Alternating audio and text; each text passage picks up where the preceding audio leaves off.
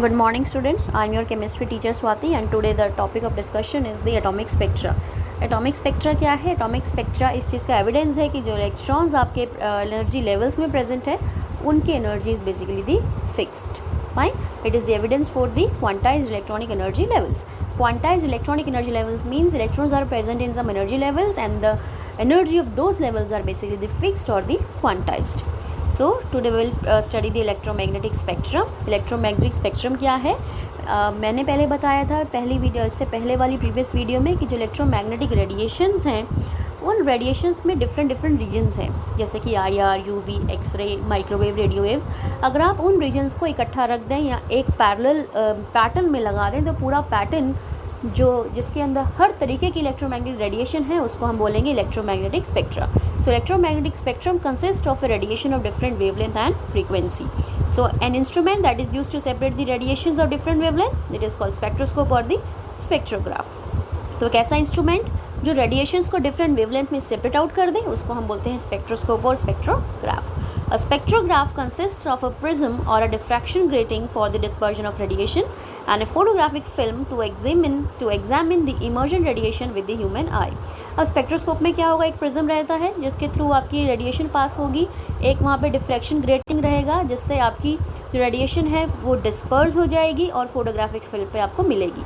Photographic film के through आप अपनी ह्यूमन आई से उस रेडिएशंस को देख सकते हैं. Fine.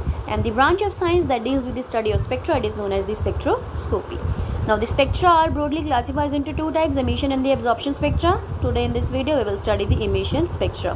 Emission means to emit. Fine, जो emit हो रही है, जो निकल रही है. So when the radiation is emitted from some source, for example from the sun, or by passing electric discharge through a gas at low pressure or by heating some substance to high temperature. अब कह रहा है कि अगर कोई radiation emitted हो रही है किसी सोर्स से, या तो वो सनलाइट से हो, या आप गैस को लो प्रेशर पे ले तो उसमें इलेक्ट्रिक डिस्चार्ज पास कराएं, या फिर आप किसी सब्सटेंस को हाई टेम्परेचर पे हीट करें. अगर इन सब सोर्स में से कोई रेडिएशन निकल रही है, जब उन रेडिएशंस को आप पास करेंगे directly through the prism and then received on a photographic plate, that spectrum obtained is called the emission spectrum. तो उन रेडिएशंस को जब आप डायरेक्टली प्रिज्म से पास करेंगे, प्रिज्म से पास करने के बाद वो रेडिएशन जो है डिफरेंट वेवलेंथ्स में ब्रेक डाउन हो जाएगी, और जब उन डिफरेंट वेवलेंथ्स को आप किसी फोटोग्राफिक प्लेट पे रिसीव करेंगे तो आपको एक स्पेक्ट्रम नज़र आएगा. That spectrum is basically known as the emission spectrum. अब इमिशन स्पेक्ट्रम के भी दो टाइप्स हैं, one is the continuous, other is the line spectrum. अब कॉन्टिन्यूस स्पेक्ट्रम में देखें, continuous spectrum is basically this is your emission spectrum. It is a type of emission spectrum. यहाँ क्या हो रहा है कि सोर्स से जो लाइट आ रही है, like it is from sunlight, इसे हमने डायरेक्टली किससे पास कराना है, प्रिज्म से. जैसे ही प्रिज्म से पास हुई, आपकी वाइट लाइट जो सन से आ रही थी वो 7 रीजन्स में डिवाइड हो गई. अब 7 रीजन में डिवाइड होगी तो ये फोटोग्राफिक प्लेट पे आपको 7 रीजन्स नजर आएंगे. So this spectrum is basically the emission spectra. So emission spectra में आप रेडिएशंस को सोर्स से डायरेक्ट प्रिज्म से पास कराएंगे. अब ये कॉन्टिन्यूस स्पेक्ट्रा क्या है? कॉन्टिन्यूस स्पेक्ट्रा में हमने अगेन सनलाइट को प्रिज्म से पास कराया, उसे एग्जाम्पल या विब्ग्योर का. कॉन्टिन्यूस स्पेक्ट्रम वो स्पेक्ट्रम है जब आपकी कोई भी लाइट अलग अलग रीजन्स में ब्रेक डाउन कर जाएगी या सेपरेट आउट हो जाएगी एक फोटोग्राफिक प्लेट पे, तो वो डिफरेंट रीजन्स जो है आपस में मर्ज हुए आपको नजर आएंगे. फाइन.